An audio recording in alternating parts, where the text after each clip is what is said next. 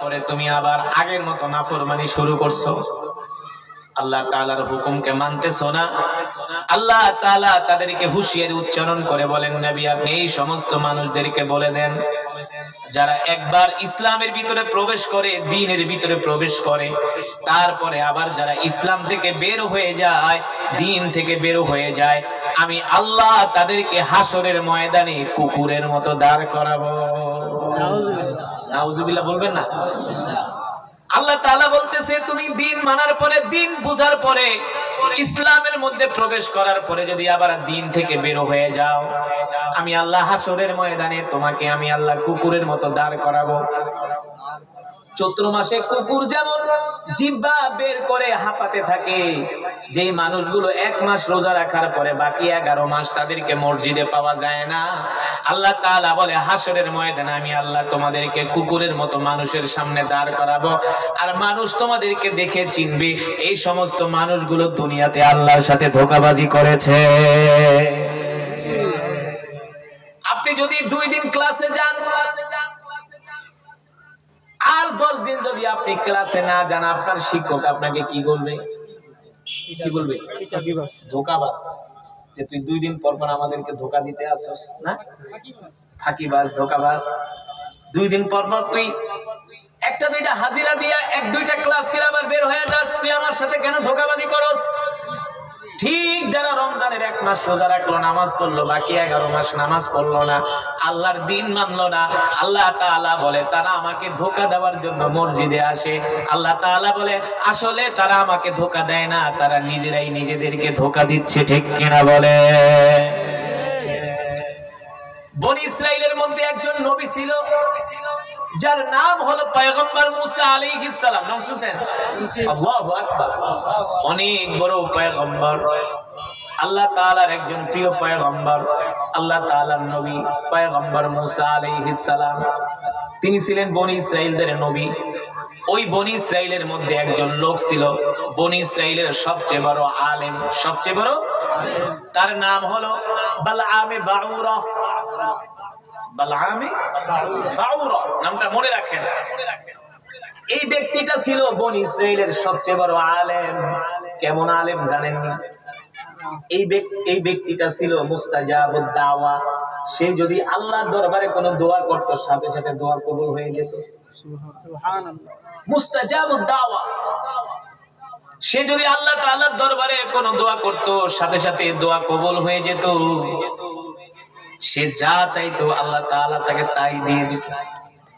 সুবহানাল্লাহ।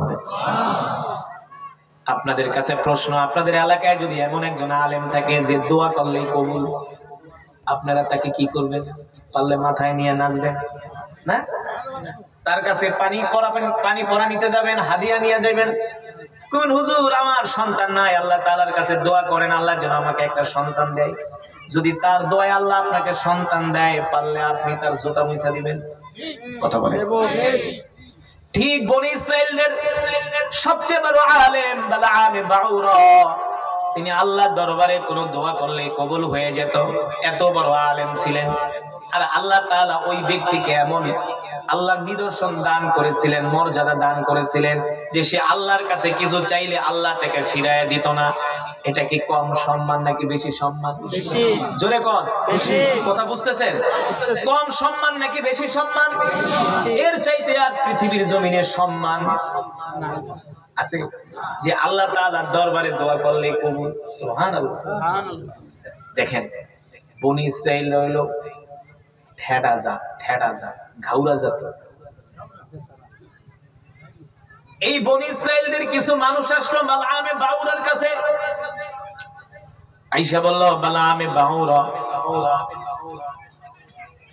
আপনি আমাদের অনেক বড় আলেম, আপনি আল্লাহর দরবারে দোয়া করলে আল্লাহ আপনার দোয়া কবুল করে, তবে আপনি আমাদের জন্য আল্লাহর দরবারে একটা দোয়া করেন।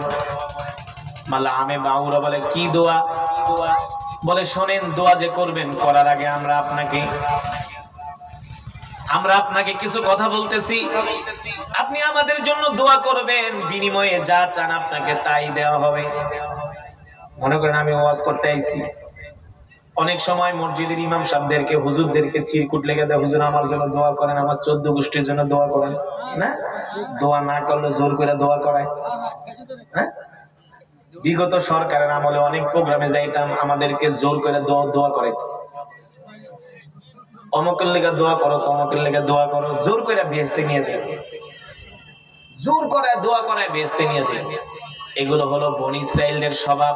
দোয়া আসে মন থেকে, জোর করে দোয়া করানো যায় যায় না?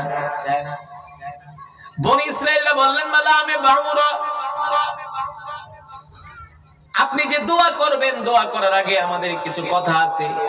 আপনি দোয়া করলে আপনি যা চান আমরা আপনাকে তাই দিব। তাই দিব মানে যত সম্পদ চান সম্পদ দিব, ক্ষমতা চাইলে ক্ষমতা দিব, অর্থবিত্তের মালিক বানায় দিব। মালা আমি বাউরা বললেন কি দোয়া, কি দোয়া? বলে শোনেন, আমরা গরুর পূজা করি, বাছুরের পূজা করি, গাছের পূজা করি, মাছের পূজা করি, আগুনের পূজা করি, কিন্তু আমাদের কওমের মধ্যে, আমাদের দেশে একজন নবীর আবির্ভাব ঘটেছে, যার নাম হলো পয়গম্বর মূসা আলাইহিস সালাম। পয়গম্বর মূসা, আপনি এই মূসার বিরুদ্ধে বদদোয়া করেন। কত বড় শয়তান, নবীর বিরুদ্ধে কয় বদদোয়া করতে।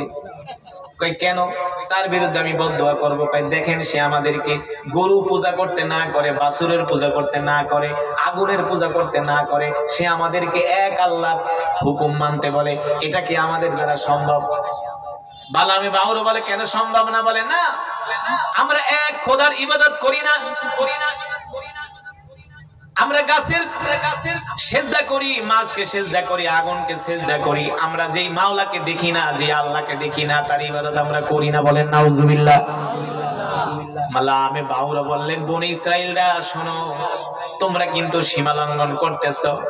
পয়গম্বর মূসা কিন্তু যেন তেন নবী না, সে একজন আল্লাহর পয়গম্বর, তার বিরুদ্ধে আমি বদদোয়া করতে পারবো না। বনি ইসরাইলরা বলে শোনেন, বদদোয়া করেন, যা চান তাই দিব।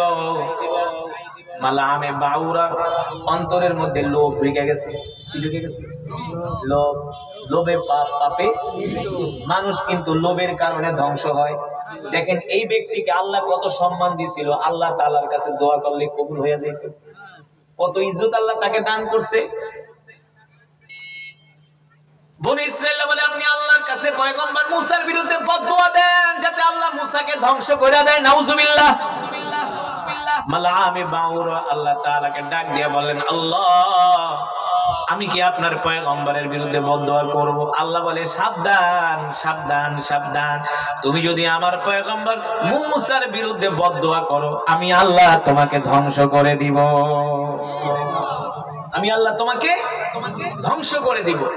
মালামে বাউরা বলল না না না, আমি এই কাজ করতে পারবো না। দ্বিতীয়বার রিকোয়েস্ট করলো, দ্বিতীয়বার মালামে বাউরা বলল আল্লাহ আমি কি বদদোয়া করবো? আল্লাহ তাআলা বলে না না, বদদোয়া করবা না, ধ্বংস হয়ে যাবা। তৃতীয়বার যখন বলল আল্লাহ আমি কি বদদোয়া করবো? আল্লাহ তাআলা বলে না না, বদদোয়া করবা না, ধ্বংস হয়ে যাবা, আমি আল্লাহ তোমাকে ধ্বংস করে দিব। কারণ পয়গম্বর মূসা হলো আমার নবী, তিনি হলেন মূসা কালিমুল্লাহ, যিনি তুর পাহাড়ে উঠে আল্লাহ তাআলার সাথে কথা বলতেন।